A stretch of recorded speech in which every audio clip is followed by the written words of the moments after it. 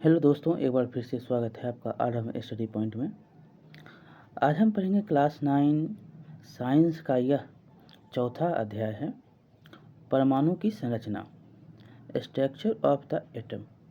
और इस अध्याय में हम परमाणु की संरचनाओं के बारे में पढ़ेंगे। और यहाँ पर आपको रदरफोर्ड, परमाणु उदासीन होते हैं, बहुत सारे जानकारी जो आपको यहाँ से मिलेंगी। बहुत ही इम्पोर्टेंट ये अध्याय है। यहाँ से आपको एक समझ के, जो आप पहले अध्याय में पढ़ चुके हैं, परमाणु क्या है, अणु क्या है, उसी के आधार पर ये जो है अध्याय आगे बढ़ रहा है। और यहाँ से आपको बहुत सारे ऐसे पॉइंट होंगे जो आपको समझनी पड़ेगी, और समझ के साथ आपको ये ध्यान में रखकर चलना है कि बहुत ही ये इम्पोर्टेंट अध्याय है और यहाँ से बहुत सारे क्वेश्चन पूछे जाते हैं। तो चलिए हम शुरू करते हैं, परमाणु की संरचना के बारे में अध्ययन करते हैं। लिखा गया है कि अध्याय 3 में हम पढ़ चुके हैं कि पदार्थ परमाणुओं और अणुओं से मिलकर बने हैं। आपने पढ़ा भी है कि परमाणु की संरचना कैसे होती है और पदार्थ कैसे बनते हैं, तो इसके बारे में हमने पहले भी पढ़ा है। तो पदार्थ किससे बनता है, तो परमाणुओं और अणुओं की जो है अणुओं से मिलकर बनता है। तो विभिन्न प्रकार के पदार्थों का अस्तित्व उन परमाणुओं के कारण होता है जिनसे वे बने होते हैं। जिसका अस्तित्व, जो उसका अस्तित्व है किसके कारण है, जिससे वो बना हुआ है। अब देखिए, प्रश्न उठता है कि किसी एक तत्व का परमाणु दूसरे तत्व के परमाणुओं से भिन्न क्यों होता है। दूसरा प्रश्न ये भी उठता है कि क्या परमाणु वास्तव में अविभाज्य होते हैं, जैसा कि डाल्टन ने प्रतिपादित किया था कि परमाणु क्या था कि या परमाणुओं के भीतर छोटे अन्य घटक भी विद्यमान होते हैं। इस अध्याय में हमें इस प्रश्न का उत्तर मिलेगा, क्यों होते हैं विद्यमान, और जो है परमाणुओं के जो भिन्न क्यों हैं, परमाणु दूसरे तत्वों के परमाणुओं से भिन्न क्यों है। इस अध्याय में इसके आंसर हमको मिलेंगे। हम जो है अब परमाणुक कणों और परमाणु के विभिन्न प्रकार के मॉडलों के बारे में पढ़ेंगे, जिनसे यह पता चलता है कि ये कण परमाणु के भीतर किस प्रकार जो है व्यवस्थित होते हैं। 19वीं शताब्दी के अंत में वैज्ञानिकों के समक्ष सबसे बड़ी चुनौती थी परमाणु की संरचना और उसके गुणों के बारे में पता लगाना। कब, तो 19वीं शताब्दी में। अब देखिए क्या होता है, परमाणु की संरचना को अनेक प्रयोगों के आधार पर समझाया गया है। परमाणु के अविभाज्य न होने के संकेतों में से एक संकेत स्थिर विद्युत तथा विभिन्न पदार्थों द्वारा विद्युत चालन की परिस्थितियों के अध्ययन से मिलेगा। अब देखेंगे जो इसका क्या है, आवेशित कण। पदार्थों में आवेशित कण किसको कहते हैं, तो पदार्थों में आवेशित कणों की प्रकृति को जानने के लिए हम एक क्रियाकलाप करेंगे। देखिए, पहले हम सूखे बालों पर कंघी कीजिए। क्या कंघी कागज़ के छोटे छोटे टुकड़ों को आकर्षित करती है, तो देखेंगे कंघी जो है आकर्षित आपको करते हुए दिखाई देगी। बाल में अगर देखेंगे कंघी में जो है बाल सट जाता है, तो क्यों, तो आकर्षित के कारण। कांच की एक छड़ को सिल्क के कपड़े पर रगड़िए और इस छड़ को हवा से भरे गब्बारे के पास लाइए। क्या होता है, ध्यान देंगे। तो देखिए, इस क्रियाकलाप में हम यह निष्कर्ष निकाल सकते हैं कि दो वस्तुओं को आपस में रगड़ने से उसमें विद्युत आवेश आ जाता है। अगर दो वस्तु को आप आपस में रगड़ रहे हैं तो उसमें क्या आता है, विद्युत आवेश आता है। यह आवेश कहाँ से आता है, इसका उत्तर तब मिला जब यह पता चला कि परमाणु क्या है, विभाज्य है और आवेशित कणों से बना है। परमाणु, आप याद रखेंगे, ये पॉइंट इंपॉर्टेंट है। परमाणु क्या है, विभाज्य है और आवेशित कण से ये बनता है। परमाणु के बारे में आपने पहले ही बताया, छोटे कणों से मिलकर ये बनते हैं। चाहे वह तत्व हो, यौगिक हो, मिश्रण हो, सारे मिलकर एक परमाणु का निर्माण करते हैं। तो परमाणु में उपस्थित आवेशित कणों का पता लगाने में कई वैज्ञानिकों ने योगदान दिया है। तो 19वीं शताब्दी तक यह जान लिया गया था कि परमाणु साधारण और अविभाज्य कण नहीं है, बल्कि इसमें कम से कम एक अपरमाणु कण इलेक्ट्रॉन विद्यमान होता है। जो कितना, तो एक जो है परमाणु का इलेक्ट्रॉन जो है विद्यमान रहता है, जिसका पता जे थॉमसन ने लगाया था। ये याद रखेंगे, बहुत ही इंपॉर्टेंट है। इलेक्ट्रॉन का पता किसने लगाया, तो जे जे टॉमसन ने लगाया और ये बहुत बार क्वेश्चन पूछे गए हैं। इलेक्ट्रॉन के संबंध में जानकारी प्राप्त होने के पहले ई गोल्डस्टीन, इनका नाम याद रखेंगे, गोल्डस्टीन ने 1886 में एक नए विकिरण की खोज की जिसे उन्हें केनाल रेक के नाम दिया। ये याद रखेंगे, इन्होंने एक विकिरण का खोज किया था जिसका नाम क्या था, केनाल रे। कौन थे ये, तो ई गोल्डस्टीन 1886 में इन्होंने ये खोजा था, जिसके द्वारा अंततः दूसरे अपरमाणु कणों की खोज हुई और इसी के कारण जो है दूसरे केनाल रे के कारण दूसरे अपरमाणु की खोज होती है। इन कणों का आवेश इलेक्ट्रॉन के आवेश के बराबर किंतु विपरीत था। इसके बराबर था लेकिन इसके विपरीत था, ठीक, विपरीत था। और उसके बाद देखेंगे तो इनका द्रव्यमान इलेक्ट्रॉन की अपेक्षा लगभग 2000 गुना अधिक होता है और इसका जो द्रव्यमान इलेक्ट्रॉन की अपेक्षा जो है द्रव्यमान जो होता है वो क्या होता है, इलेक्ट्रॉन की अपेक्षा 2000 गुना जो है अधिक होता है। उनको प्रोटॉन नाम दिया गया। जो 2000 गुना अधिक होंगे द्रव्यमान की अपेक्षा इलेक्ट्रॉन जो होगा वो 2000 गुना अधिक होगा, उसका नाम जो है प्रोटॉन दिया गया। उसका नाम क्या, प्रोटॉन। सामान्यतः इलेक्ट्रॉन को ई से और प्रोटॉन को पी प्लस से, ई माइनस है मतलब ऋणावेशित, पी प्लस मतलब धनावेशित के द्वारा दर्शाया जाता है। यहाँ पर याद रखेंगे इलेक्ट्रॉन को ई और प्रोटॉन को पी प्लस, मतलब प्रोटॉन मतलब धनावेश और ऋणावेशित दर्शाया जाता है। प्रोटॉन का द्रव्यमान 1 इकाई और उनका आवेश 1 प्लस 1 लिया जाता है और इसका जो है प्रोटॉन का द्रव्यमान कितना, 1 इकाई और आवेश कितना, तो 1 प्लस में 1। इलेक्ट्रॉन का द्रव्यमान नगण्य और आवेश माइनस माना जाता है और इलेक्ट्रॉन का जो द्रव्यमान होता है, इलेक्ट्रॉन का द्रव्यमान बराबर जो है वो 0 और जो आवेश होता है वो आवेश कितना, तो ऋणावेशित में 1। याद रखेंगे, यहाँ से क्वेश्चन पूछे जाते हैं। ऐसा माना गया है कि परमाणु प्रोटॉन और इलेक्ट्रॉन से बने हैं और परमाणु किससे बने हैं, P इक्वल टू जो एटम है, तो देखिए यहाँ पर एटम जो है, एटम इक्वल टू क्या हो जाएगा, एटम जो किससे बना है, तो प्रोटॉन और इलेक्ट्रॉन से ये बने होते हैं जो परस्पर आवेशों को संतुलित करते हैं। यह भी प्रतीत हुआ कि प्रोटॉन परमाणु के सबसे भीतरी भाग में होते हैं और प्रोटॉन जो होता है वो क्या होता है, भीतर के भाग में होता है। जब ये एटम है तो उसके भीतरी भाग में कौन रहता है, प्रोटॉन रहता है और जो इलेक्ट्रॉन को आसानी से निकाला जा सकता है। इसमें जो अगर इलेक्ट्रॉन है, ये है, तो उसको आसानी से आप निकाल सकते हैं, लेकिन प्रोटॉन को आप नहीं निकाल सकते हैं। इलेक्ट्रॉन को निकाल लेंगे, प्रोटॉन को नहीं निकालेंगे। ये क्वेश्चन जो है आपसे पूछा जाता है, ये समझने वाली बात है, ठीक। और यहाँ पर 2-3 बात यहाँ पर हम आपको पुनः बता देते हैं कि ऐसा माना भी गया है कि जो परमाणु है किससे बना हुआ है, प्रोटॉन और इलेक्ट्रॉन से। याद रखें, प्रोटॉन और इलेक्ट्रॉन से एटम का निर्माण होता है जो परस्पर आवेशों को संतुलित, और ये दोनों जो है आवेश को संतुलित करता है, ठीक। और यह भी प्रतीत हुआ है कि प्रोटॉन जो होता है वो क्या होता है, भीतर में होता है, भीतरी भाग है, जो भीतरी भाग में, परमाणु के भीतरी भाग में है। और इलेक्ट्रॉन को आप आसानी से निकाल सकते हैं, इलेक्ट्रॉन को, लेकिन प्रोटॉन को आप नहीं निकाल सकते हैं। अब सबसे बड़ा प्रश्न यह था कि ये कण परमाणु की संरचना किस प्रकार करते हैं, और इसके प्रश्न को हम पढ़ेंगे, उसके संरचना के बारे में देखेंगे। देखिए, अब क्वेश्चन आपसे पूछा जा रहा है, पहला क्वेश्चन है केनाल किरणें क्या है। उसके बारे में हम ऊपर में पढ़ चुके हैं कि केनाल किरणें क्या है। तो केनाल किरणें धनावेशित विकिरण है जो एनोड से कैथोड की ओर चलती है। जो यहाँ पर इसके बारे में हम बता रहे हैं, आपका आंसर जो ये क्या है, धन आवेशित है। और ये क्या करता है, तो एनोड से कैथोड की ओर चलता है, कैथोड की ओर चलती है। और एनोड किरणें, इसको जो है हम इन्हें एनोड किरणें भी बोलते हैं, इसको हम एनोड किरणें भी कहते हैं। और केनाल किरणें के कारण ही जो है धन आवेशित अपरमाणु कण प्रोटॉन की खोज हुई है, और केनार्ड गिरने के कारण ही, इसके कारण ही किसका खोज हुआ है, प्रोटॉन की खोज हुई है। जो अपरमाणु कण प्रोटॉन धन जो आवेशित है उसका अपरमाणु कण प्रोटॉन की खोज हुई है। और इसके खोजकर्ता का नाम याद रखेंगे, यहाँ पर दिया भी गया है कि इनकी खोज किन्होंने किया है। बहुत बार यहाँ से क्वेश्चन जो है आपसे पूछ लेता है।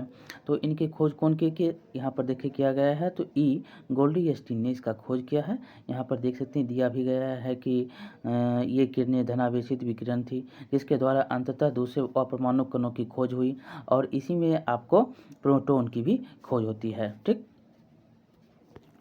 अब हम दूसरा क्वेश्चन पढ़ेंगे। यदि किसी परमाणु में एक इलेक्ट्रॉन और एक प्रोटॉन है तो इसमें कोई आवेश होगा या नहीं। देखिए, अगर हम देखेंगे तो प्रत्येक इलेक्ट्रॉन पर एक इकाई ऋण आवेश और प्रत्येक प्रोटॉन पर एक इकाई धन आवेश। ऊपर में आपने पढ़ा है कि इलेक्ट्रॉन क्या है, ऋण आवेश, प्रोटॉन क्या है, धन आवेश। ठीक, धन आवेश एक एक, तो यहाँ पर एक माइनस में है, एक प्लस में है, तो यहाँ पर एक प्लस है। ठीक, धन ऋण और धन दोनों होता है, इसलिए जो है आवेश की संख्या समान, परंतु आवेश की संख्या क्या है, समान है, परंतु आप इसके जो हैं क्या होते हैं, परमाणु का कोई आवेश नहीं होता है। इस समान है, परंतु विपरीत होने के कारण, जब ये विपरीत हो जाएगा तो इसके विपरीत होने के कारण जब ये उल्टा होगा तो इसका विपरीत जब हो जाएगा तो इसमें क्या होगा, कोई आवेश नहीं होगा, और ये क्या होंगे, उदासीन होते हैं, और इसके कारण क्या होते हैं, ये उदासीन होंगे, तो आवेश इसमें क्या होगा, नहीं होगा अगर ये विपरीत होगा तो। अब है परमाणु की संरचना। देखिए, अध्याय 3 में हमने पढ़ा भी है कि डाल्टन के परमाणु सिद्धांत के बारे में पढ़ा भी है, जिसके अनुसार परमाणु अविभाज्य और अविनाशी था। क्या था, परमाणु अविभाज्य था और अविनाशी था। लेकिन परमाणु के भीतर दो मूल कण थे, कौन कौन, तो इलेक्ट्रॉन और प्रोटॉन की खोज ने डाल्टन के परमाणु सिद्धांत की धारणा को गलत साबित कर दिया। डाल्टन ने क्या खोज किया था, और यहाँ पर देखेंगे तो जब परमाणु और इलेक्ट्रॉनों की खोज होती है तो क्या था, तो यहाँ पर इसकी जो खोज थी वो क्या हुई, गलत हो गई। अब यह जानना आवश्यक है कि इलेक्ट्रॉन और प्रोटॉन जो है परमाणु के भीतर किस तरह व्यवस्थित है। इसको समझाने के लिए बहुत से वैज्ञानिकों ने भिन्न भिन्न प्रकार के मॉडलों को प्रस्तुत किया। जे टॉमसन पहले वैज्ञानिक थे जिन्होंने परमाणुओं की संरचना से संबंधित पहला मॉडल प्रस्तुत किया। याद रखेंगे, परमाणु की संरचना की जो सबसे पहला मॉडल किसने प्रस्तुत किया, तो जे टॉमसन, जे टॉमसन। याद रखेंगे, यहाँ पर इनका नाम दिया गया है, बहुत ही इम्पोर्टेंट है। अब देखिए, टॉमसन का परमाणु मॉडल क्या था, तो टॉमसन ने परमाणुओं की संरचना से संबंधित एक मॉडल प्रस्तुत किया जो क्रिसमस केक की तरह था। इनके अनुसार परमाणु एक धनावेशित गोला था जिनमें इलेक्ट्रॉन क्रिसमस केक में लगे सूखे मेवों की तरह थे, और जो धनावेशित था वो क्या था, प्रोटॉन परमाणु का जो धनावेशित था वो था अनुसार परमाणु क्या है, एक धनावेशित गोला है, जिसमें जो है इलेक्ट्रॉन जो था वो क्या था, केक के समान सूखे मेवों की तरह ये था। ये देख सकते हैं, ये था, ये इलेक्ट्रॉन है, जिसके अनुसार परमाणु में धन आवेश तरबूज के खाने वाले लाल भाग की तरह बिखरा है, और तरबूज के जो खाने वाले हैं लाल भाग उसकी तरह ये बिखरा हुआ है। और जबकि इलेक्ट्रॉन धनावेशित गोले में तरबूज की बीज की तरह भांति धंसे हैं, और इलेक्ट्रॉन जो है ये क्या है, परमाणु है, और यहाँ पर ई जो है वो क्या है, बीज की तरह उसमें धंसा हुआ है, और ये जो है लाल आवेशित भाग है जो है ये बिखरा हुआ है, क्या ये बिखरा हुआ है। धन जो है परमाणु में धन जो आवेश है वो क्या है, लाल भाग में की तरह बिखरा है, और इलेक्ट्रॉन जो है, इलेक्ट्रॉन जो धन आवेश है ये है, और इलेक्ट्रॉन जो है ये है, ये क्या है, धंसा हुआ है। ठीक, अब आगे है, जबकि इलेक्ट्रॉन धनावेशित के बीच की तरह क्या है, धंसा हुआ है। यहाँ पर देखिए टॉमसन के परमाणु सिद्धांत दिया गया है, ये क्या है, इलेक्ट्रॉन है, और ये क्या है, ये जो देख रहे हैं ये क्या है, धनात्मक गोला है, ये धनात्मक गोला है, और इसमें जो धंसा हुआ है ये क्या है, इलेक्ट्रॉन है।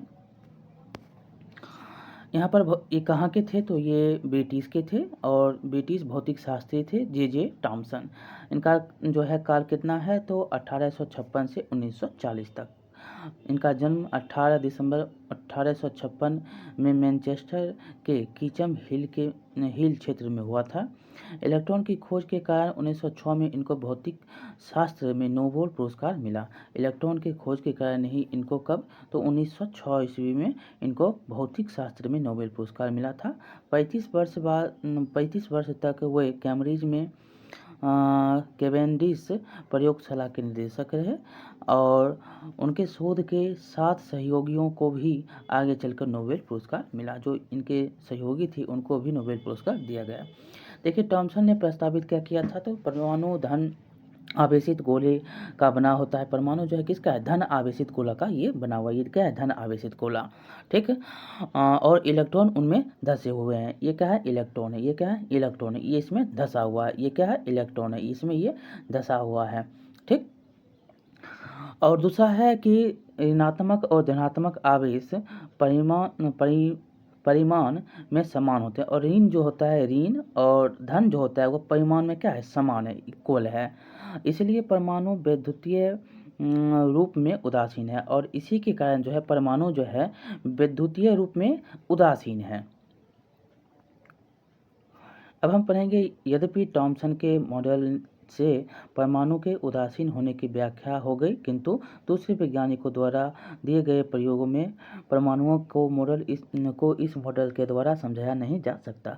और इन्होंने क्या कहा था, इन्होंने कहा कि परमाणु जो है विद्युतीय रूप से क्या है, उदासीन है। लेकिन दूसरे वैज्ञानिकों ने ऐसा नहीं माना, ऐसा नहीं समझाया, जैसा कि हम आगे अब देखेंगे। देखिए, रदरफोर्ड क्या बोलते हैं। रदरफोर्ड का मॉडल जो है, परमाणु मॉडल क्या है, तो यहाँ पर पहले हमने किसके, थॉमसन के बारे में पढ़ा, अब रदरफोर्ड के बारे में पढ़ेंगे। इन्होंने क्या कहा, तो अर्नेस्ट रदरफोर्ड यह जानने के इच्छुक थे कि इलेक्ट्रॉन परमाणु के भीतर कैसे व्यवस्थित है। अगर इलेक्ट्रॉन ये परमाणु है तो इसमें इलेक्ट्रॉन कैसे व्यवस्थित है। उन्होंने एक प्रयोग किया। यह प्रयोग में तेज गति से चल रहे अल्फा कणों को सोने की पन्नी से पर टकराया। देखिए, यहाँ पर सोने की पन्नी है, ये अल्फा कण है और ये सोने की पन्नी है, इसमें इसको टकराते हैं, ठीक, टकराया गया। उन्होंने सोने की पन्नी इसलिए चुनी क्योंकि वो बहुत पतली परत होती है। ये सोने की पन्नी है, सोने की पन्नी आप इसको मानेंगे, और ये इसको इसलिए चुना गया क्योंकि ये क्या होते हैं, पतली होते हैं। सोने की यह पन्नी 1000 परमाणुओं के बराबर मोटी थी, और यह जो पतली पन्नी जो है ये 1000 परमाणुओं के बराबर मोटी थी। दूसरा इन्होंने क्या कहा, तो दूसरा जो है इन्होंने कहा कि अल्फा कण द्वि आवेशित हीलियम कण होते हैं। जो अल्फा कण होता है वो क्या होता है, द्वि आवेशित हीलियम होते हैं। ये धन आवेशित होते हैं और ये क्या होते हैं, धन होते हैं। अल्फा कण होता है धन, अल्फा कण क्या होता है, धन होता है। चूँकि उनका द्रव्यमान 4u होता है, u के बारे में पहले भी हम पढ़ चुके हैं, इसलिए तीव्र गति से चल रहे इन अल्फा कणों में पर्याप्त ऊर्जा होती है, और इसी के कारण जो है इसमें पर्याप्त ऊर्जा भी होती है। यह अनुमान था कि अल्फा कण सोने के परमाणुओं में विद्यमान अपरमाणु कणों के द्वारा विक्षेपित होगा।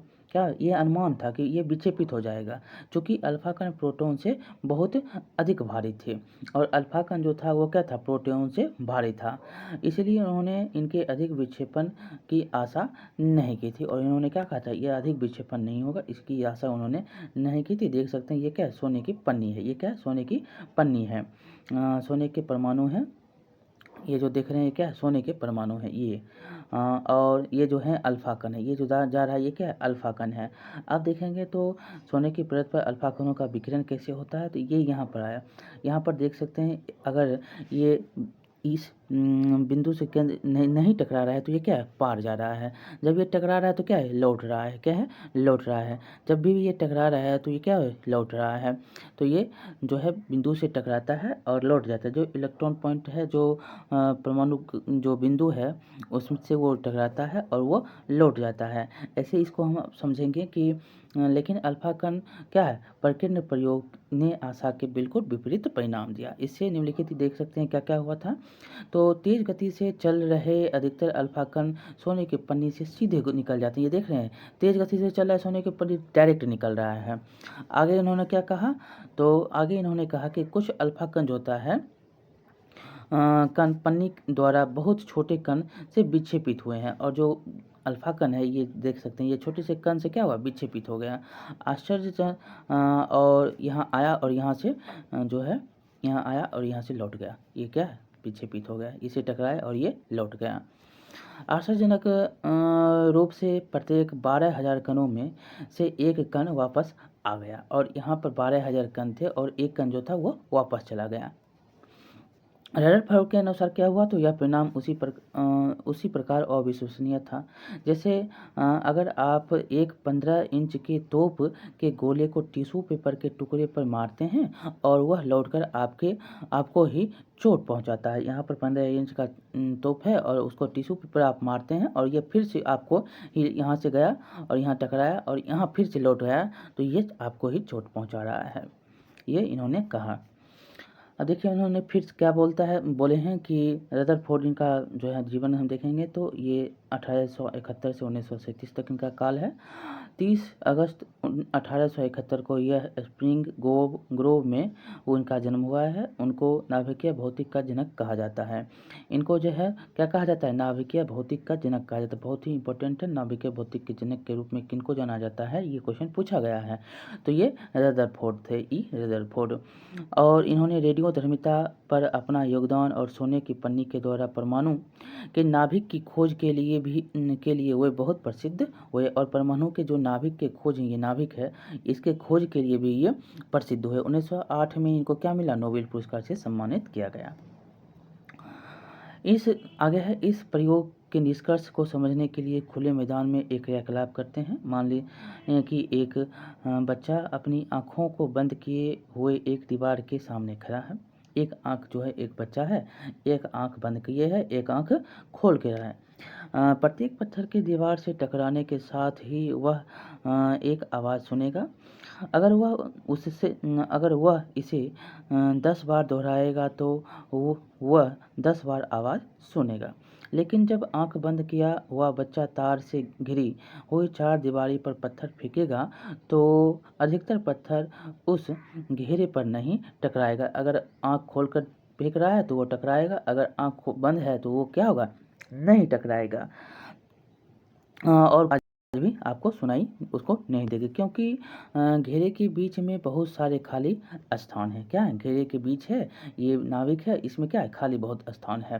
ठीक, तो जिनके बीच में से पत्थर निकल जाता है और इससे बीच से क्या होता है, ये पत्थर निकल जाता है, तो ये कैसे टकराएगा, इसे टकराएगा तभी तो आवाज़ आएगा।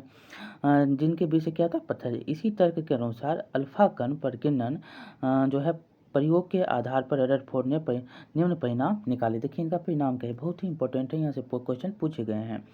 परमाणु के भीतर का अधिकतर भाग खाली है, क्योंकि अधिकतर अल्फा कण बिना विक्षेपित हुए सोने की पन्नी से बाहर निकल जाते हैं। यहाँ पर देख सकते हैं सोने की पन्नी से क्या होता है, बिना विक्षेपित, बिना लौटे हुए क्या होता है, बाहर निकल जाता है। दूसरा इन्होंने क्या कहा, तो बहुत जो है कम कण अपने मार्ग से विक्षेपित होते हैं, जिससे यह ज्ञात होता है कि परमाणु में धनावेशित भाग बहुत कम है। परमाणु में क्या है, बहुत ही धनावेशित भाग जो है, प्लस जो है बहुत ही कम है, माइनस ज़्यादा है। और बहुत कम अल्फा कण 180 डिग्री पर विक्षेपित हुए थे। जो बहुत ही कम अल्फा कण जो था वो टकराया और 180 डिग्री पर वो विक्षेपित हुआ था। ठीक, और आगे है कि जिससे यह संकेत मिलता है कि सोने के परमाणु पर पूर्ण धनावेशित भाग और द्रव्यमान परमाणु के भीतर बहुत कम आयतन में सीमित हैं।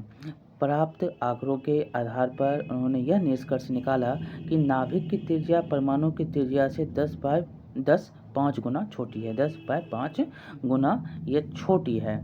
कौन छोटी है, तो जो नाभिक की त्रिज्या परमाणु की त्रिज्या से कितना छोटी है, 10/5 गुना छोटी है नाभिक की त्रिज्या। किसकी त्रिज्या से, परमाणु की त्रिज्या से। अब देखिए अपने प्रयोगों के आधार पर रदरफोर्ड ने परमाणु पर नाभिकीय मॉडल प्रस्तुत किया। क्या क्या इनके लक्षण क्या थे, तो 3 लक्षण हैं यहाँ पर। परमाणु पर जो है, परमाणु केंद्र धनावेशित होता है। क्या था, परमाणु केंद्र धनावेशित होता है, जिसे नाभिक कहा जाता है। और परमाणु जो है केंद्र धनावेशित होता है, ये है, और इसको नाभिक इन्होंने बोला, इनको क्या बोला, नाभिक बोलते हैं, ये नाभिक है। एक परमाणु का लगभग संपूर्ण द्रव्यमान नाभिक में होता है, और जो परमाणु का द्रव्यमान है, संपूर्ण द्रव्यमान, ये किस पे है, तो नाभिक पर होता है। इलेक्ट्रॉन नाभिक के चारों ओर वर्तुलाकार मार्ग में चक्कर लाता है। ये देखिए, ये इलेक्ट्रॉन है, ये इलेक्ट्रॉन है, और ये जो है ये चक्कर लगा रहा है किसका, तो नाभिक में। नाभिक के चारों ओर ये चक्कर लगाता है। नाभिक का आकार परमाणु के आकार की तुलना में क्या है, काफ़ी कम है। नाभिक का आकार क्या, ये परमाणु है तो इसके आकार में बहुत ही छोटा है, क्या ये छोटा है, कम है। इसके बाद देखिए इसकी कमियां क्या हैं, रदरफोर्ड की कमी क्या है। तो रदरफोर्ड मॉडल परमाणु में जो है कमियां हैं वो क्या है, तो वर्तुलाकार मार्ग में चक्रण करते हुए इलेक्ट्रॉन का अस्थायी हो पाना संभावित नहीं है। क्यों, कोई भी आवेशित कण गोलाकार कक्ष में त्वरित होता है, जो है कोई भी आवेशित कण है वो गोलाकार में क्या होगा, त्वरित होगा। त्वरण के दौरान आवेशित कणों से ऊर्जा का विकिरण होता है, और इसके कारण जो है आवेशित कणों में ऊर्जा का विकिरण हो रहा है, ऊर्जा का क्या हो रहा है, विकिरण हो रहा है। इस प्रकार अस्थायी कक्ष में घूमता हुआ इलेक्ट्रॉन अपनी ऊर्जा विकिरित करेगा और नाभिक से टकरा जाएगा, और ये कह रहे हैं कि धीरे धीरे धीरे करके ये नाभिक से टकरा जाएगा।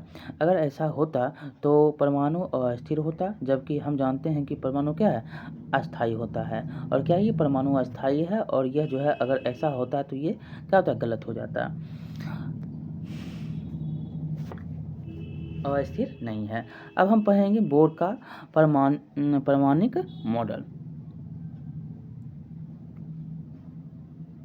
परमाणुक मॉडल यहाँ पर पढ़ेंगे। अब हम देखिए यहाँ पर दिया गया है कि रदरफोर्ड के मॉडल पर उठी आपत्तियों को दूर करने के लिए कौन आए, तो नील्स बोर ने परमाणु की संरचना के बारे में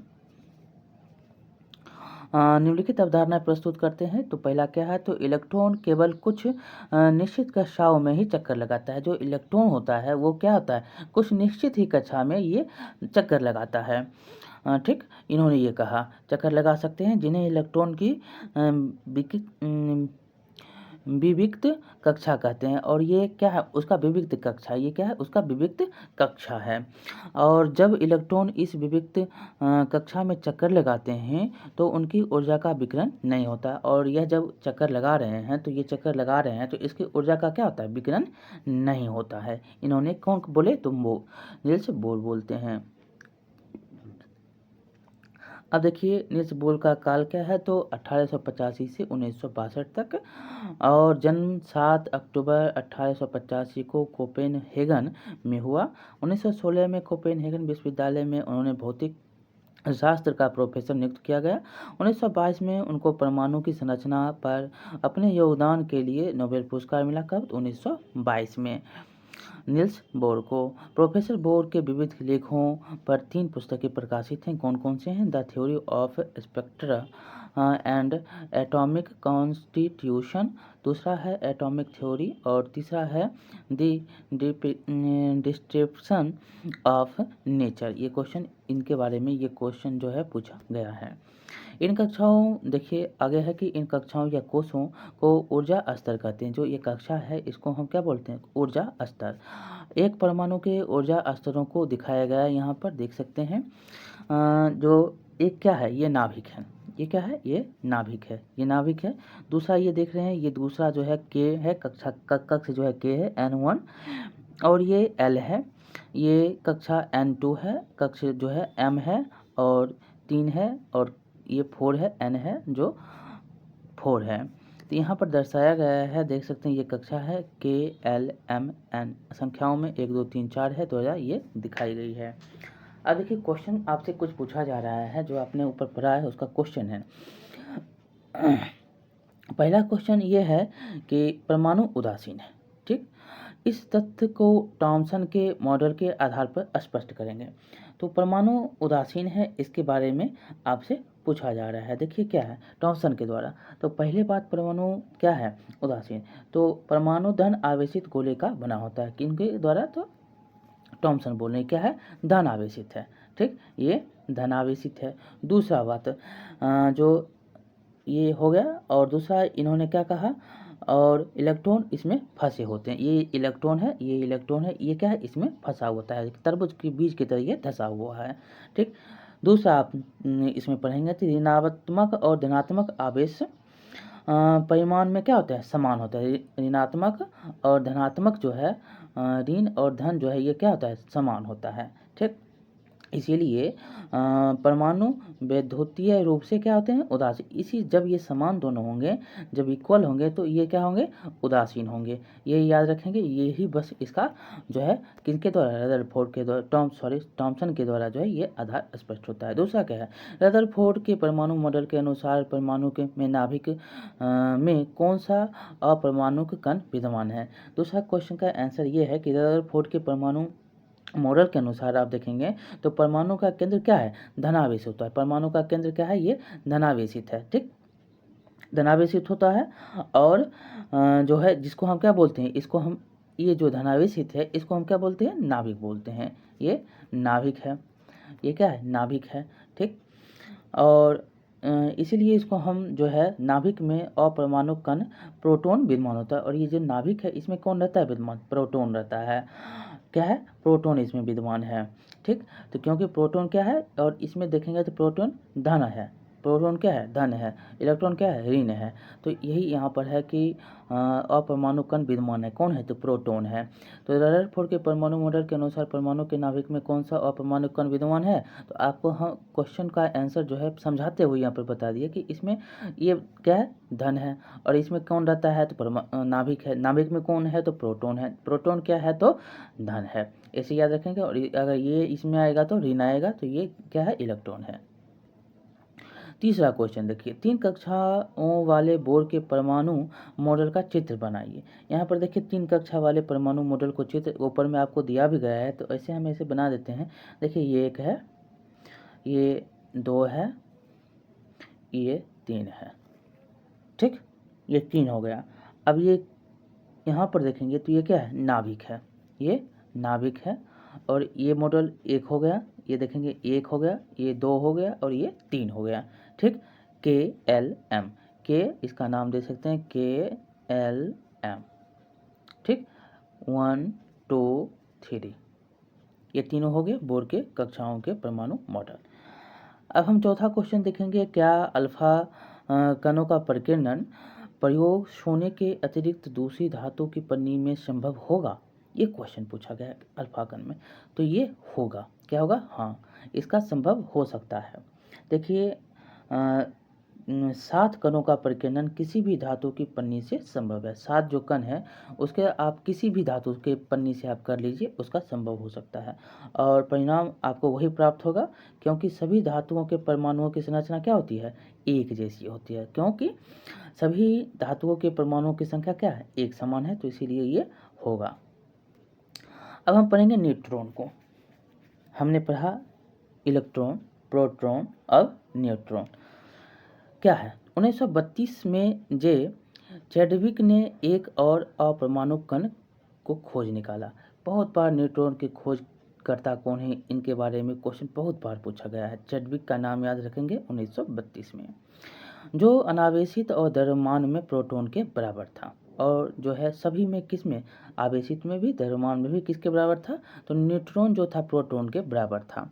अंततः जो है इसका नाम न्यूट्रॉन पड़ा।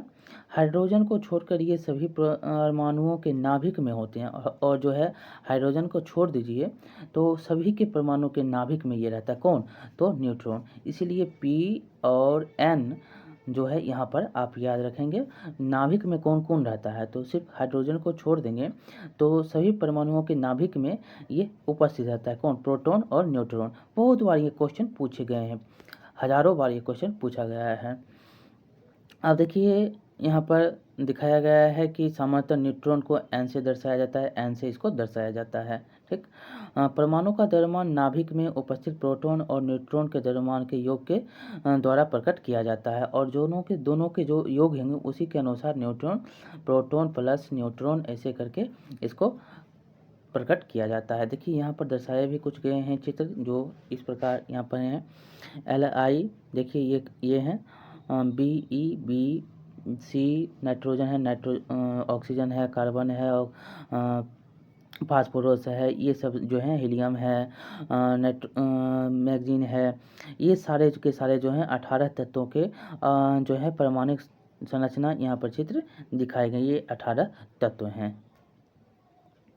LIBEBCNOF तत्व हैं। हीलियम है, देख सकते हैं, हाइड्रोजन और हीलियम है, हाइड्रोजन है, हीलियम है। अब आगे है कि यहाँ पर क्वेश्चन आपसे एक फिर पूछा जा रहा है कि परमाणु के 3 अपरमाणु कणों के नाम लिखें। तो परमाणु के 3 अपरमाणु कणों के नाम आपको अभी तो आपको हमने पढ़ाया। ये क्या होता है? एक होता है इलेक्ट्रॉन, एक होता है प्रोटॉन और एक होता है न्यूट्रॉन। दो जो होता है किस में रहता है? नाभिक में। एक क्या रहता है? बाहर रहता है। ये किसका चक्कर लगाता है? परमाणु का। तो यहाँ पर ये याद रखेंगे, जो 3 यहाँ पर अपरमाणु कण हैं, प्रोटॉन, न्यूट्रॉन और इलेक्ट्रॉन। अब दूसरा क्वेश्चन है कि हीलियम परमाणु का परमाणु द्रव्यमान 4u है और उसके नाभिक में 2 प्रोटॉन होते हैं, इसमें कितने न्यूट्रॉन होंगे? अगर उसमें 2 प्रोटॉन है तो न्यूट्रॉन की संख्या कितनी होगी, ये पूछ रहा है आपसे। तो आप जानते हैं कि दोनों बराबर होते हैं। प्रोटॉन और न्यूट्रॉन की संख्या क्या होता है? योग के दोनों समान होते हैं। जब 2 होगा ये तो क्या होगा? 2 ये भी होंगे। कैसे? तो यहाँ पर आपको हम बता भी देते हैं। परमाणु का द्रव्यमान आपको यहाँ पर दिखाया गया है कि परमाणु का द्रव्यमान न्यूट्रॉन की संख्या प्लस प्रोटॉन की संख्या, ठीक। और जब ये क्या होगा? बराबर होगा। न्यूट्रॉन की संख्या कितना है? 2 है। न्यूट्रॉन की संख्या 2 है और प्रोटॉन की संख्या क्या है? तो 2 है।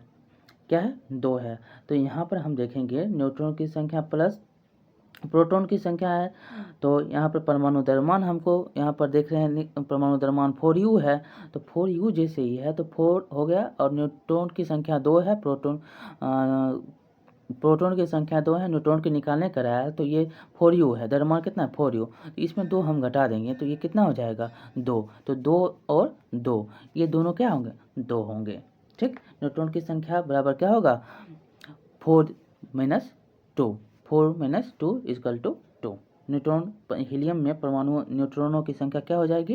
हीलियम में जो है परमाणु में न्यूट्रॉनों की संख्या बराबर 2। अब है विभिन्न कक्षाओं में इलेक्ट्रॉन कैसे वितरित होते हैं।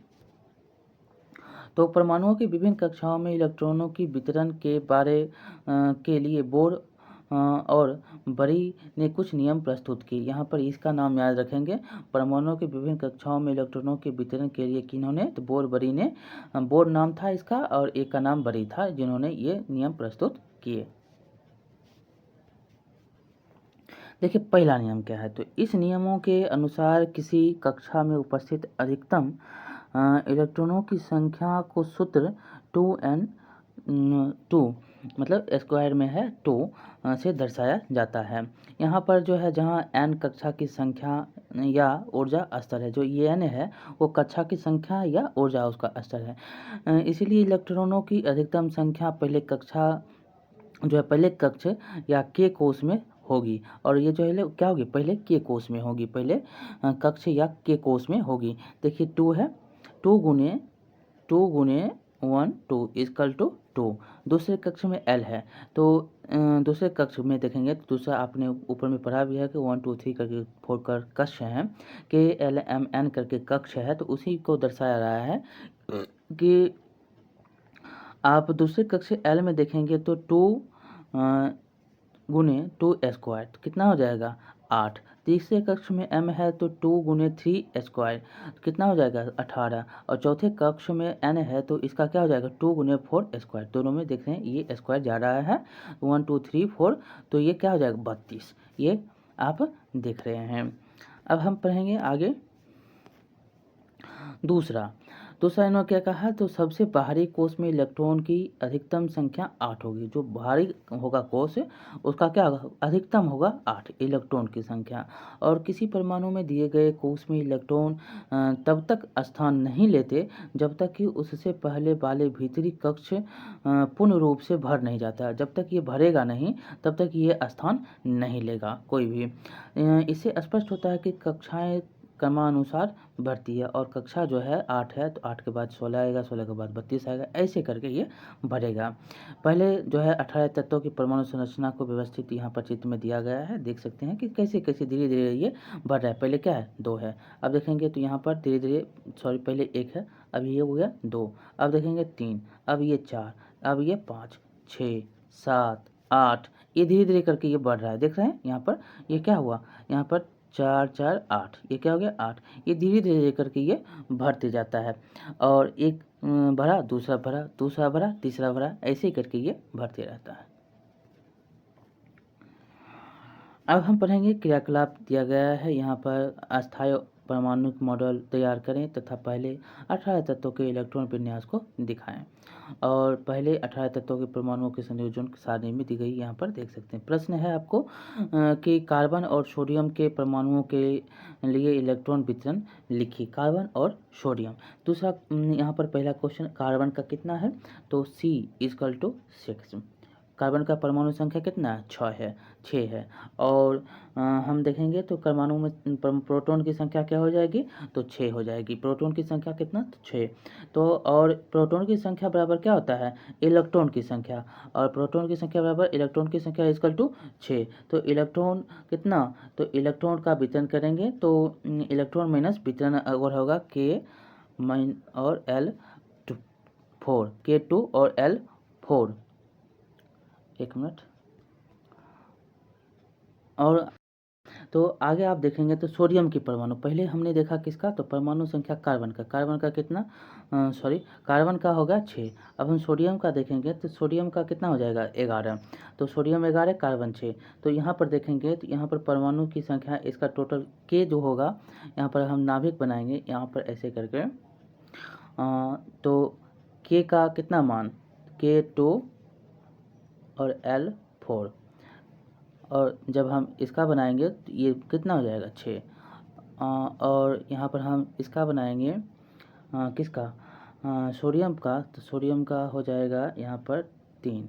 तो पहला हो जाएगा कितना 1, दूसरा का यहाँ पर देखेंगे तो 2, ये 8। तो ये टोटल हो जाएगा कितना तो 11। ऐसे करके आप इसके जो है इलेक्ट्रॉन वितरण को बता सकते हैं। इलेक्ट्रॉन की संख्या ये हो जाएगी 2 8 1। अब हम पढ़ेंगे संयोजकता। संयोजकता में हम पढ़ेंगे कि हम पढ़ चुके हैं कि परमाणुओं की विभिन्न कक्षाओं या कोशों में इलेक्ट्रॉन किस प्रकार व्यवस्थित होते हैं। किसी परमाणु की सबसे बाहरी कक्षा में उपस्थित इलेक्ट्रॉनों की संयोजकता इलेक्ट्रॉन कहलाता है।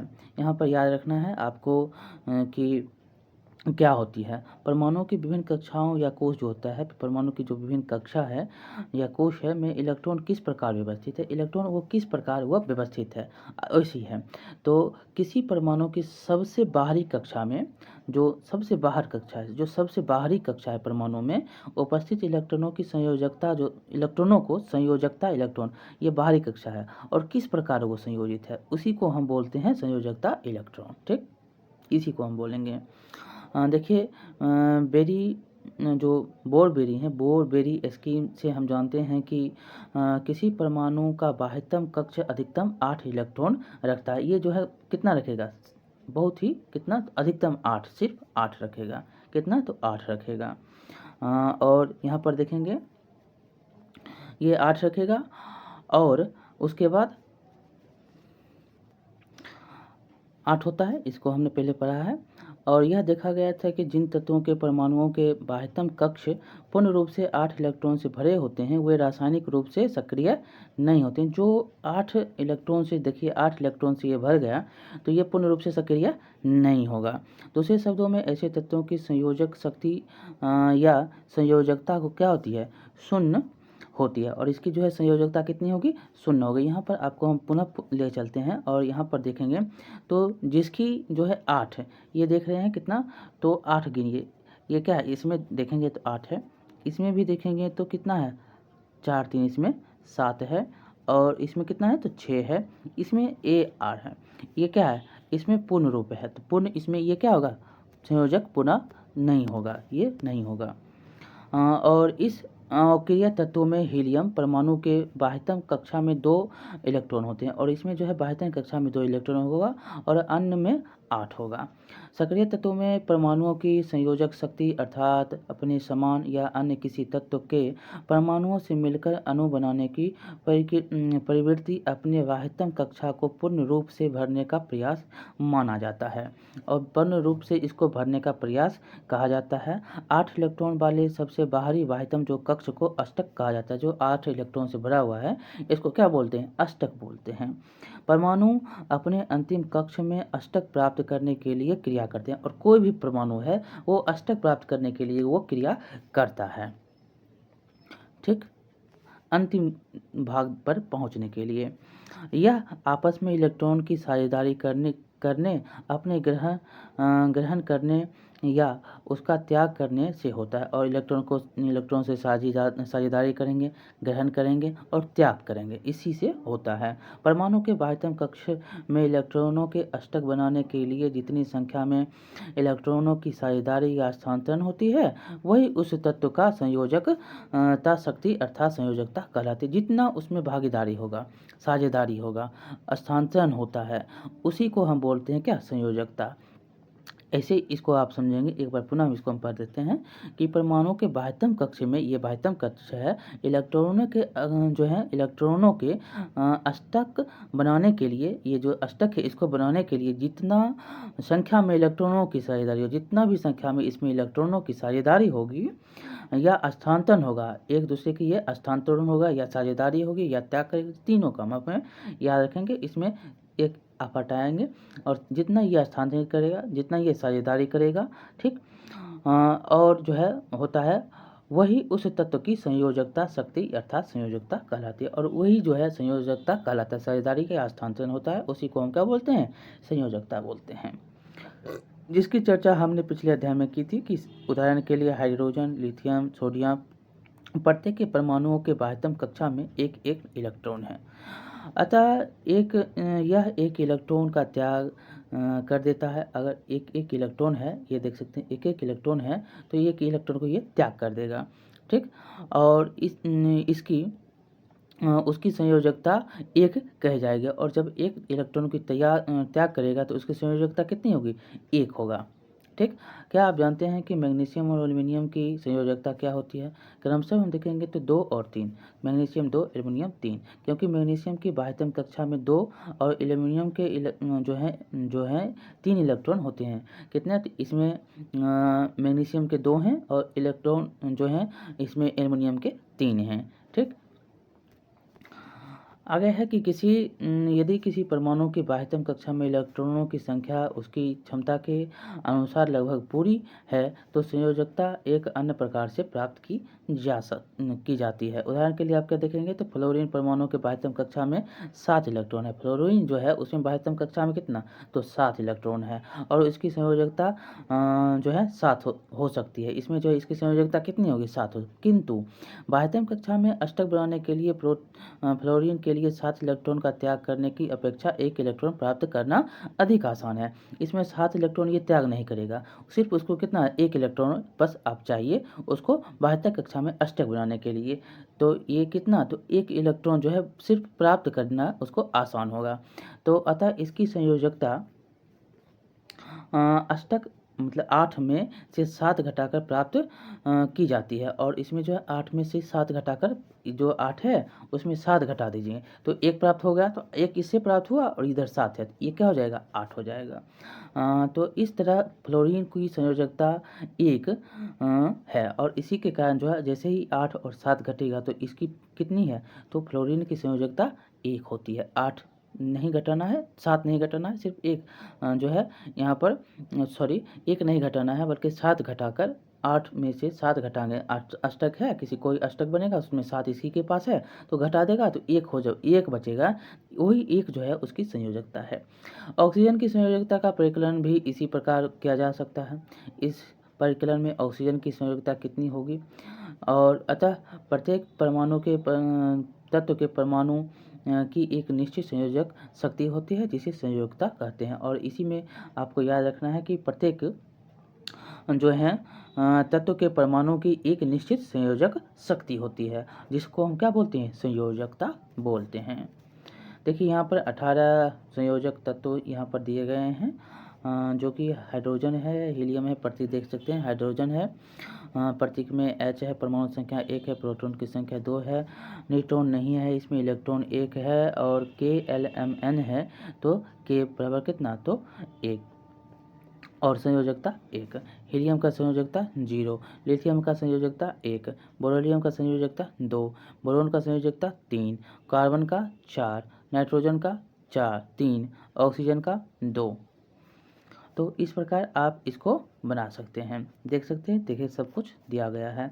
अब देखिए यहाँ पर कुछ क्वेश्चन है कि क्लोरीन, सल्फर और मैग्नीशियम की परमाणु संख्या से आप उनकी संयोजकता कैसे प्राप्त करेंगे। तो इसके जो है क्वेश्चन को हम इस प्रकार से निकालेंगे। किसका है, क्लोरीन है, सल्फर और मैग्नीशियम है। तो देखिए पहला का क्लोरीन है, क्लोरीन का कितना है, पर यहाँ पर क्लोरीन का है कितना, तो ये देख सकते हैं 17 है, क्लोरीन का 17 Cl 17 है। और प्रोटॉन की संख्या कितना, तो 17, इलेक्ट्रॉन की संख्या कितना, तो 17। इलेक्ट्रॉन का वितरण कैसे करेंगे, तो यहाँ पर इलेक्ट्रॉन 17 है, तो इसका वितरण करेंगे पहला और दूसरा और तीसरा, 4 कोष्टक में हमको करना है, ये 3 कोष्टक में पूरा हो जाएगा, 2 7 8, अंतिम में क्या होगा 8। तो इस प्रकार से ये हो जाएगा इसका वितरण। और जब हम 8 और 7 का हम करेंगे, 8 और 7 का हम करेंगे, तो यहाँ पर देखेंगे जब 8 और 7 होगा, यहाँ पर देखिए 2 8 और 7, ये क्या है 2 8 और 7, तो इसका संयोजकता कितना हो जाएगा 1। क्यों, क्योंकि इसको 1 प्राप्त करना है, अंतिम के लिए उसको कितना चाहिए, 1 चाहिए। यहाँ पर देखिए ये है 2, ये है 8, ये है 7। जब इसको पूरा करना है तो इसको पूरा करने के लिए कितना संयोजकता चाहिए, 8 को अष्टक पूरा करने के लिए मात्र 1 चाहिए, ठीक। दूसरा है क्या, तो दूसरा है सल्फर। सल्फर का कितना है संख्या, तो सल्फर का 16। यहाँ पर देख सकते हैं, ऊपर में ही हम देखेंगे, ये क्या है सल्फर 16 है। जैसे ही ये 16 है तो ये इसका देखेंगे तो इसका हो जाएगा KLM। तो KLM में आप इसका 2 होगा, इसका 8 हो जाएगा, इसका 6 हो जाएगा। जैसे ही ये होगा तो इसका कितना हो जाएगा, 8 और 6 को माइनस कर देंगे तो इसका 2। अब है तीसरा मैग्नीशियम। मैग्नीशियम का कितना होता है, तो मैग्नीशियम का 12, मैग्नीशियम का 12। तो जब ये 12 होगा, यहाँ पर देख सकते हैं ये क्या है 12, तो 12 है, तो 12 2 और 8 2 2 8 और 2। जब ये 2 8 2 होगा तो यहाँ पर इसको हम घटाएंगे, जब हम इसको इससे घटाएंगे तो इसका कितना हो जाएगा, तो इसका इलेक्ट्रॉन में परित्याग कितना परित्याग करेगा, 8 में इसको जो है 2 6 है, सॉरी यहाँ पर जो है यहाँ पर 2 इसको त्याग करना है। तो जब ये 2 त्याग करेगा तो इसको क्या हो जाएगा, 8 पूरा हो जाएगा, 8 पूरा हो जाएगा।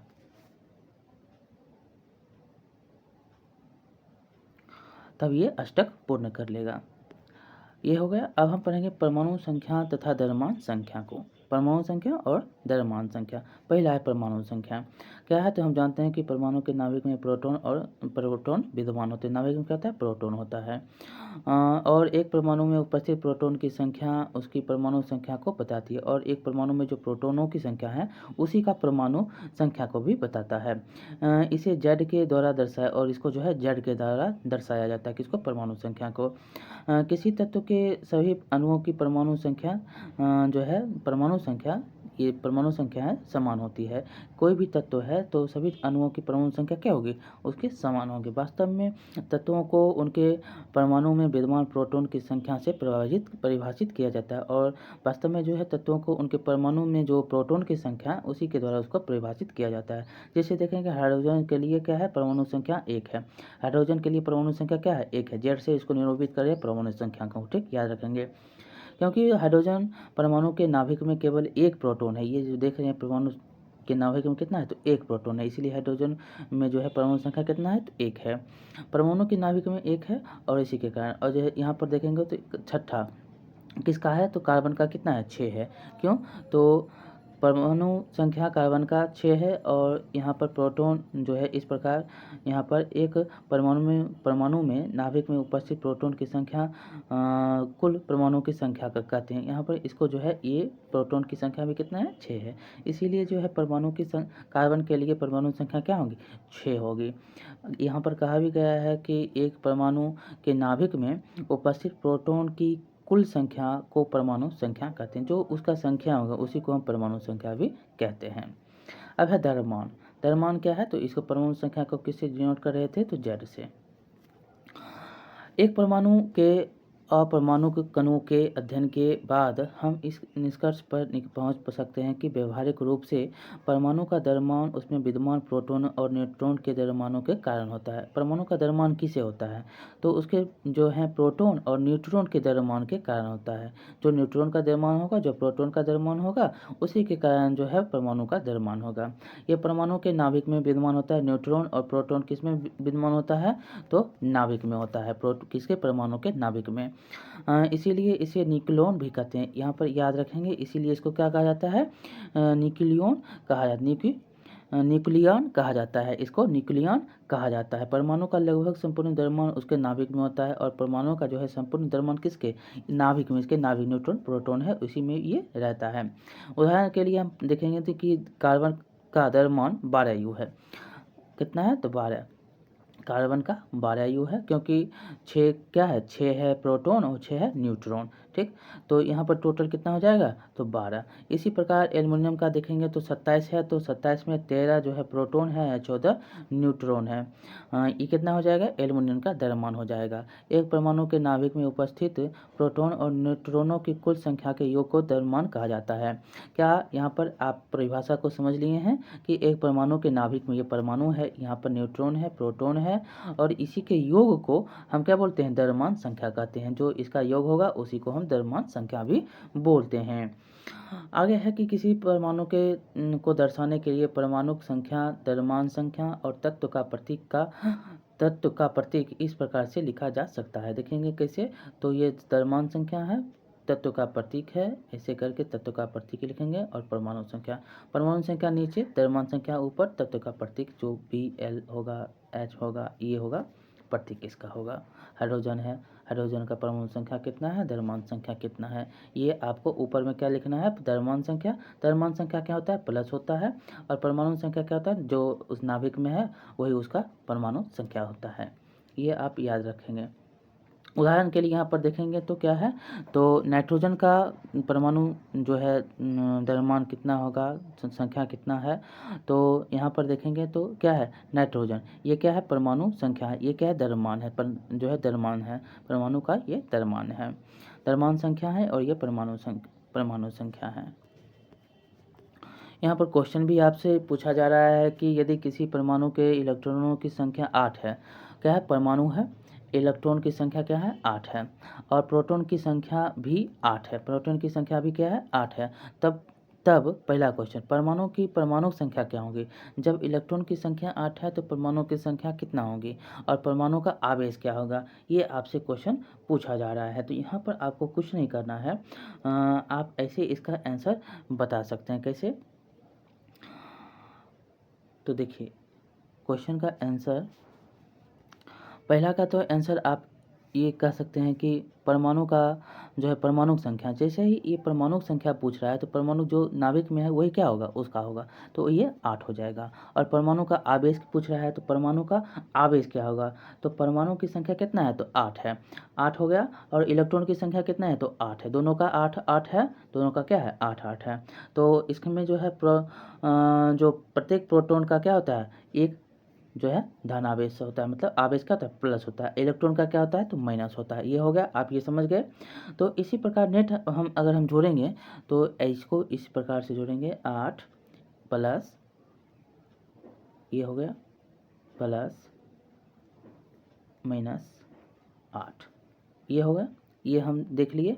जब इसको इससे हम घटाएंगे तो कितना हो जाएगा, 0, और इसका आवेश देखेंगे तो क्या होगा, ये 0 होगा। परमाणु का कोई आवेश नहीं है, यह क्या है, उदासीन है, ये उदासीन है। अब हम दूसरा देखेंगे, 4 सहायता से ऑक्सीजन और सल्फर परमाणु की द्रव्यमान की संख्या ज्ञात करने के लिए कहता है सारणी के अनुसार। तो सारणी में आपको दिया गया है किसका, तो ऑक्सीजन और सल्फर परमाणु की द्रव्यमान संख्या ज्ञात करने के लिए हम यहाँ पर आपको सारणी से पहले ही बता देते हैं कि जो यहाँ पर होगा, एक परमाणु के नाभिक में उपस्थित प्रोटॉन और न्यूट्रॉन की संख्या के योग को द्रव्यमान संख्या कहा जाता है। यह आप पहले भी पढ़ चुके हैं। क्या है, जो उसका योग होगा उसी को, न्यूट्रॉन और प्रोटॉन का जो योग होगा उसी को हम क्या बोलते हैं, परमाणु की द्रव्यमान संख्या। ये आपको यहाँ पर पढ़ाया गया है और इसी से हम इसका आंसर निकालेंगे। देखेंगे द्रव्यमान संख्या बराबर क्या होता है, प्रोटॉन की संख्या प्लस न्यूट्रॉन की संख्या। तो ऑक्सीजन का जो है कितना है, प्रोटॉन की संख्या तो 8, न्यूट्रॉन की संख्या कितना, तो 8, तो इसका कितना हो जाएगा 16। ये द्रव्यमान संख्या टोटल कितना हो जाएगा इसका 16। न्यूट्रॉन और प्रोटॉन की संख्या बराबर होता है द्रव्यमान संख्या। जैसे ही ये होगा इसका क्या हो जाएगा 16 यू। अब है सल्फर का, सल्फर का प्रोटॉन कितना है तो 16, सल्फर का कितना तो 16, न्यूट्रॉन कितना तो 16, कितना हो जाएगा इसका 32 यू। ये दोनों द्रव्यमान संख्या किसका हो जाएगा, ऑक्सीजन और सल्फर का परमाणु की द्रव्यमान संख्या क्या होती है। इसका सूत्र याद रखेंगे, परिभाषा में neutron plus proton equal to द्रव्यमान संख्या। अब हम पढ़ेंगे समस्थानिक। बहुत बार यहाँ से क्वेश्चन पूछे गए समस्थानिक के बारे में। देखिए, प्रकृति में कुछ तत्वों के परमाणुओं की पहचान की गई है जिनकी परमाणु संख्या जो है समान, लेकिन द्रव्यमान संख्या क्या होती है, अलग होती है। परमाणु संख्या जो होगा, अगर ये देख रहे हैं, ये परमाणु संख्या, द्रव्यमान संख्या, ये होगा समान, लेकिन ये द्रव्यमान होगा, ये क्या होगा, अलग होगा। ये क्या होगा, अलग होगा। उदाहरण के लिए हाइड्रोजन परमाणु को लेंगे, इसके 3 परमाणिक जो है परमाणविक स्पीसीज होते हैं, प्रोटियम, ड्यूटेरियम और टाइटेरियम। देखिए, प्रोटिनियम में एक एक है, ड्यूटेरियम में 2 देख सकते हैं, ये द्रव्यमान है, परमाणु की संख्या क्या है 1 है, और इसको डी से डिनोट करते हैं। और ट्राइडियम में जो है द्रव्यमान संख्या 3 है और परमाणु संख्या 1 है, इसको टी से डिनोट करते हैं। किसका, ये हाइड्रोजन का है। प्रत्येक में परमाणु संख्या क्या है, समान है। यहाँ पर देखेंगे परमाणु संख्या क्या है, समान है, लेकिन यहाँ पर द्रव्यमान जो है ये क्या है, 3 है, 2 है, 1 है। ये तीनों का तीनों ये अलग है। ठीक, यही यहाँ पर दिया गया है कि जिनकी जो है परमाणु संख्या समान होती है, लेकिन द्रव्यमान क्या होता है, अलग अलग होता है। द्रव्यमान यहाँ पर ऐसे याद रखेंगे आप कि एक यहाँ पर H है, तो H का परमाणु संख्या ये समान है, लेकिन द्रव्यमान संख्या जो ये 1 है, 2 है, 3 है, ये क्या है, 3 अलग अलग होंगे। इसमें जो है कुछ होते हैं प्रोटियम होते हैं, ड्यूटेरियम होते हैं और टाइटेरियम होते हैं, जिसको हम डी और टी से भी डिनोट करते हैं, लेकिन द्रव्यमान संख्या क्या है, 1, 2, 3 है। इसी तरह आप अनुदाहरण देखेंगे, जैसे कि कार्बन, कार्बन का देखेंगे तो कार्बन क्या होता है C। द्रव्यमान संख्या देखेंगे तो क्या हो जाएगा 6, 6 कितना तो 12। द्रव्यमान संख्या कैसे निकलता है, तो न्यूट्रॉन प्लस प्रोटॉन, तो 6 हो गया इसका तत्व की संख्या, और इसका जब हम द्रव्यमान संख्या निकालेंगे तो 6 और ऐड करेंगे। जैसे हो ये 12, तो द्रव्यमान संख्या कितना 12 और द्रव्यमान परमाणु संख्या कितना तो 6, ऐसे होगा। ठीक, ये आप सीख गए होंगे। ये ही इसका क्वेश्चन जो है आंसर बनते हुए चला जाएगा। C और 14 है। क्लोरीन का देखेंगे तो कितना, तो क्लोरीन का यहाँ पर हो जाएगा 17, क्लोरीन का कितना Cl, क्लोरीन का कितना 17, 17 प्लस 17, यह हो जाएगा 34। जब एक नंबर में एक हम जोड़ेंगे इसमें तो एक क्या हो जाएगा 35, कि क्यों, क्योंकि इसमें हम आप क्या निकाल रहे हैं तो ड्यूटेरियम, इसमें प्रोटीनियम निकाल रहे हैं, तो इसमें क्या हो जाएगा प्लस हो जाएगा, तो ये टोटल कितना हो जाएगा 35। तो यहाँ पर जो है और आगे देखेंगे तो Cl जो है आगे और हम बढ़ते जाएंगे तो यह क्या हो जाएगा 37, 2 इसमें जोड़ेंगे तो 37, 1 जोड़े 2 जोड़े, अगर हम फिर निकालेंगे टाइटेरियम तो ये 3 जोड़ेंगे तो ये क्या हो जाएगा, तो ये हो जाएगा कितना तो 37, और 3 जोड़ेंगे तो 38, ऐसे करके ये हो जाएगा। समझ गए होंगे ये समस्थानिक के बारे में। समस्थानिक में ये डायरेक्ट याद रखिएगा, समस्थानिक उसको कहते हैं जिसमें द्रव्यमान संख्या क्या होता है, अलग होता है, और परमाणु संख्या क्या होता है, समान होता है, उसी को हम बोलते हैं समस्थानिक।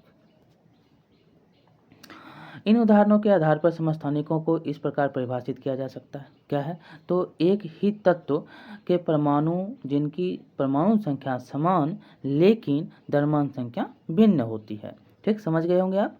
इस तरह हम कह सकते हैं कि हाइड्रोजन परमाणु की 3 समस्थानिक प्रोटियम, ड्यूटेरियम और ट्राइटियम होते हैं।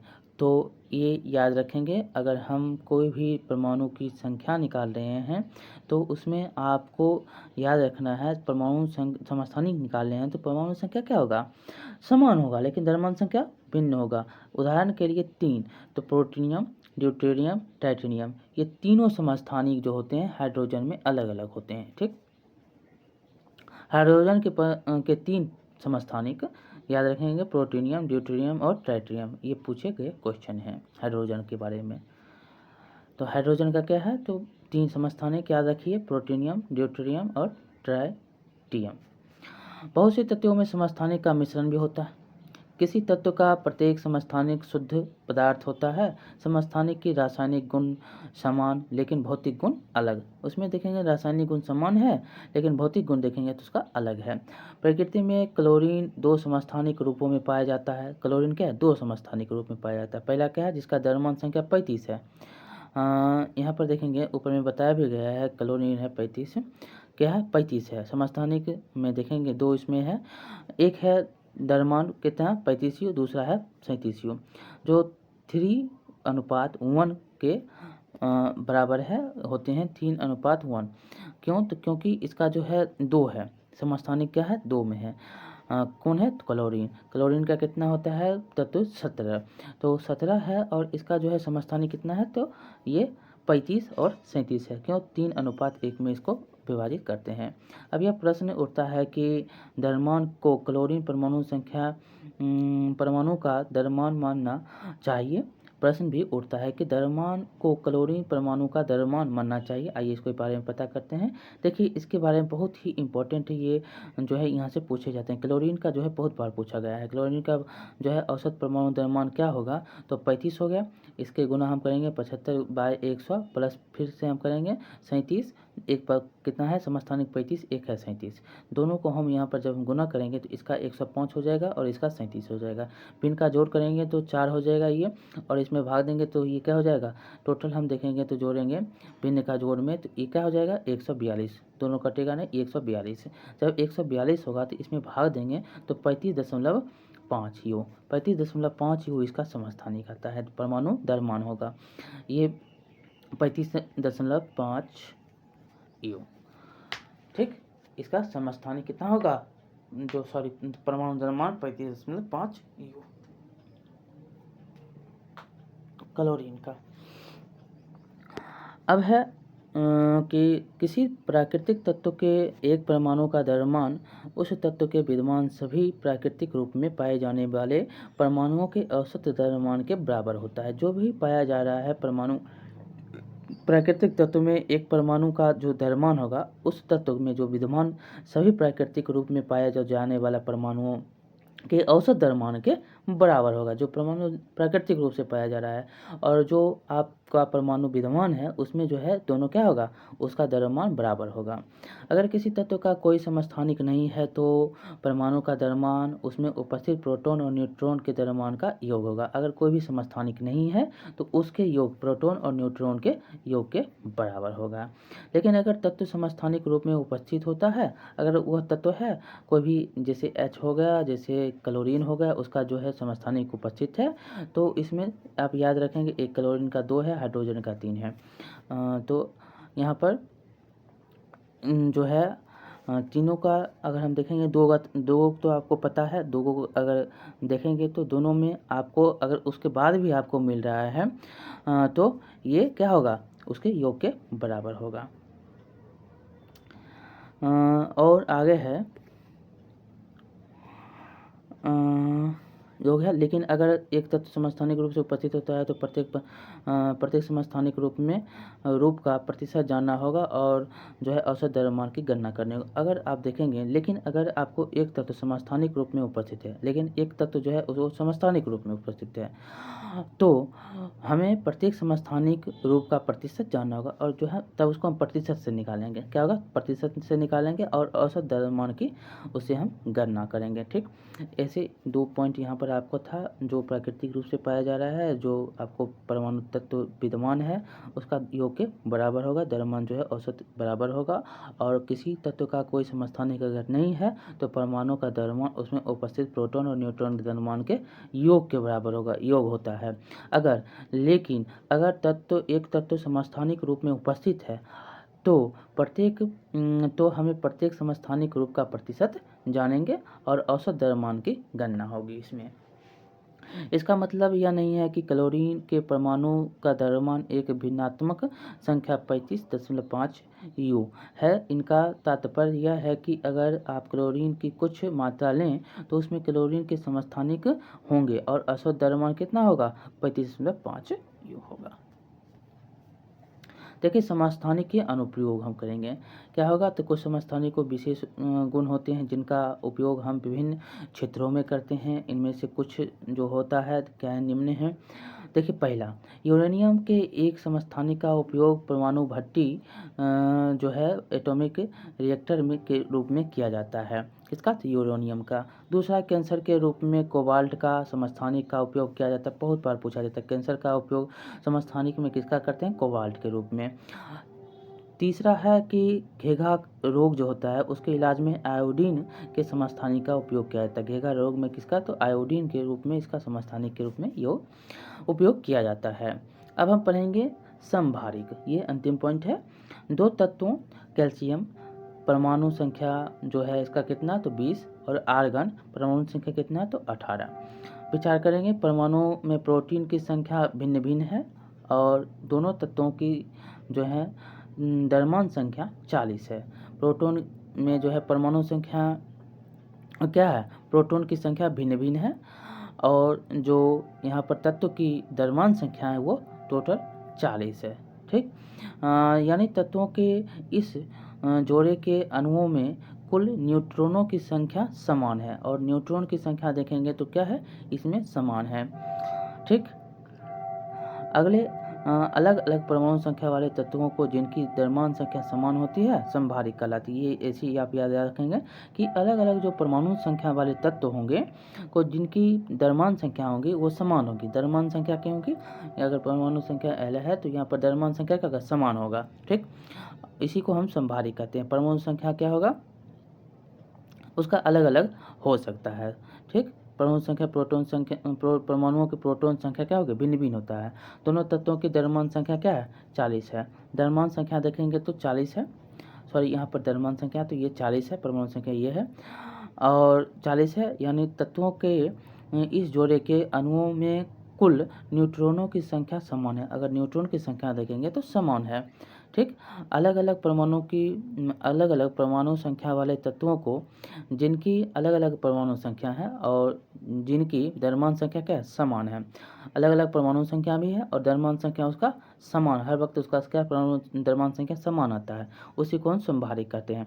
परमाणु संख्या क्या होगा? कोई अलग अलग परमाणु संख्या है और उसका द्रव्यमान संख्या समान है तो ये क्या हो जाएगा? समभारिक हो जाएगा। तो इस प्रकार आपका ये जो क्वेश्चन है पहला कि चिन्ह H, D और T के लिए प्रत्येक में पाए जाने वाले 3 परमाणु कणों की सूचीबद्ध करिए। देखिए, यहाँ पर H और D और T, तो H हो गया किसका? तो H हो गया आपका प्रोटीनियम।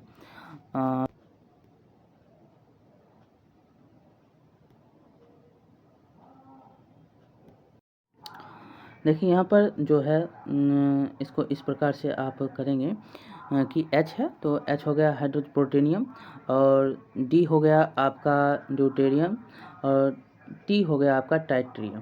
तो इसका कितना हो जाएगा? H3 तो ये हो जाएगा, इसका हो गया। तो यहाँ पर टोटल प्रोटॉन, इलेक्ट्रॉन और न्यूट्रॉन तीनों को हम देखेंगे तो प्रोटॉन का एक, इलेक्ट्रॉन का एक और न्यूट्रॉन का एक। H का देखेंगे तो प्रोटोनियम है तो 2 ही होता है, H1 और 1, तो इलेक्ट्रॉन और जो है प्रोटॉन का एक एक हो जाएगा। और हम यहाँ पर ड्यूटेरियम का देखेंगे तो ड्यूटेरियम का 2H1, तो इसका तीनों का न्यूट्रॉन प्रोटॉन इलेक्ट्रॉन तीनों का एक एक, इस प्रकार इसका कण सूचीबद्ध हो जाएगा। अब हम आगे देखेंगे तो समस्थानिक और संभारिक को परिभाषित करने के लिए कहता है, और इसमें जो है एक युग्म का इलेक्ट्रॉनिक विन्यास लिखिए। तो एक युग्म का इलेक्ट्रॉनिक विन्यास आप देखेंगे समस्थानिक। आप समस्थानिक के बारे में पहले भी पढ़े हैं कि जो परमाणु संख्या है वो क्या होगा, समान होगा, और द्रव्यमान संख्या क्या होगा, अलग होगा। उसी को हम समस्थानिक बोलते हैं। तो आप किसी को भी ले लीजिए, जैसे कि कार्बन है 6 परमाणु संख्या और समस्थानिक क्या हो जाएगा 12, तो ये इसका एक उदाहरण हो गया। और संभारिक का देखेंगे, संभारिक का तो संभारिक क्या होता है, द्रव्यमान संख्या समान होगा और जो है परमाणु संख्या का होगा अलग होगा। तो आप यहाँ पर ले लीजिए किसका, तो Ca क्लोरीन का। यहाँ पर देखेंगे तो यहाँ पर देखेंगे B, और यहाँ पर जो है इसका कितना 40, तो द्रव्यमान संख्या 40, इसका क्या, तो इसका परमाणु संख्या 20।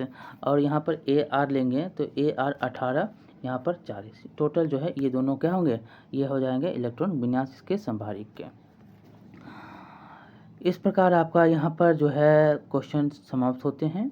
क्या आप जानते हैं, इसको भी हम पढ़ लेते हैं एक बार पुनः, जो आपको बहुत ही इम्पोर्टेंट यहाँ पर पॉइंट दिए गए हैं। देखिए, पहला है कि इलेक्ट्रॉन और प्रोटॉन की खोज किसने की, तो इलेक्ट्रॉन की खोज जे थॉमसन ने, प्रोटॉन की खोज गोल्डस्टीन ने।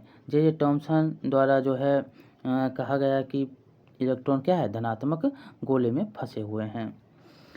रदरफोर्ड के अल्फा कणों के प्रकीर्णन प्रयोग ने परमाणु केंद्रक की खोज की। किसने, तो रदरफोर्ड ने। रदरफोर्ड के परमाणु मॉडल ने प्रस्तावित किया कि परमाणु के अंदर बहुत छोटा केंद्रक होता है और इलेक्ट्रॉन केंद्रक के चारों ओर घूमते हैं। परमाणु की स्थिरता की इस मॉडल की व्याख्या नहीं की जा सकी। और नीरबोर ने क्या कहा, तो परमाणु का मॉडल अधिक सफल था। इसका जो है नीरबोर का परमाणु मॉडल क्या अधिक सफल हुआ। उन्होंने प्रस्तावित किया कि इलेक्ट्रॉन केंद्रक के चारों ओर निश्चित ऊर्जा के साथ अलग अलग कक्षाओं में वितरित होते हैं। अगर परमाणु की सबसे बाहरी कक्षाएं भर जाती है तो परमाणु स्थिर होगा और कम क्रियाशील होगा। चैडविक के द्वारा जो है परमाणु के अंदर न्यूट्रॉन की उपस्थिति की खोज की गई थी, चैडविक के द्वारा। और इस प्रकार जो है परमाणु के 3 अपरमाणु कण हैं, कौन कौन, इलेक्ट्रॉन, प्रोटॉन और न्यूट्रॉन। इलेक्ट्रॉन ऋण आवेशित होता है, प्रोटॉन धनावेशित होता है और न्यूट्रॉन अनावेशित होता है।